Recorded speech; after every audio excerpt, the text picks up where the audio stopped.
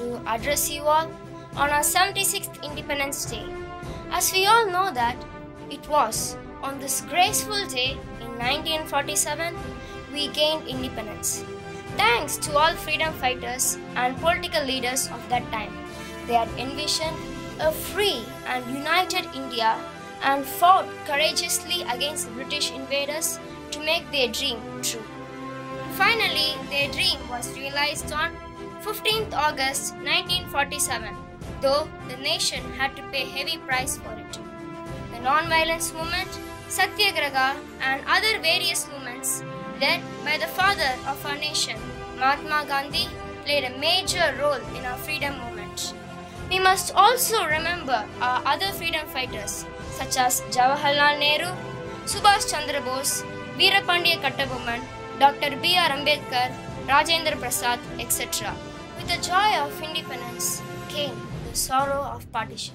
The celebration of independence was marred by the formation of Dominion of Pakistan, following by communal riots. When half of India was rejoicing its independence, the other half was dying by communal riots. This wasn't imagined by the freedom fighters or political leaders while struggling for freedom.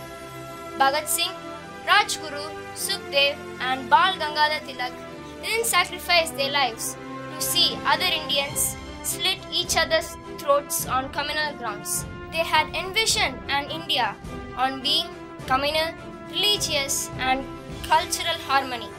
Independence Day was one of the most significant days in history of India. But we must also remember our freedom fighters who lost their lives to make us live this day. We cannot change the past, but we can change the future and make new history. So let us end the speech by pledging to maintain sovereignty and equality of the nation. All the Indians are our brothers and sisters and maintain the peace and harmony. Jai Bharat, Jai Hind. Thank you.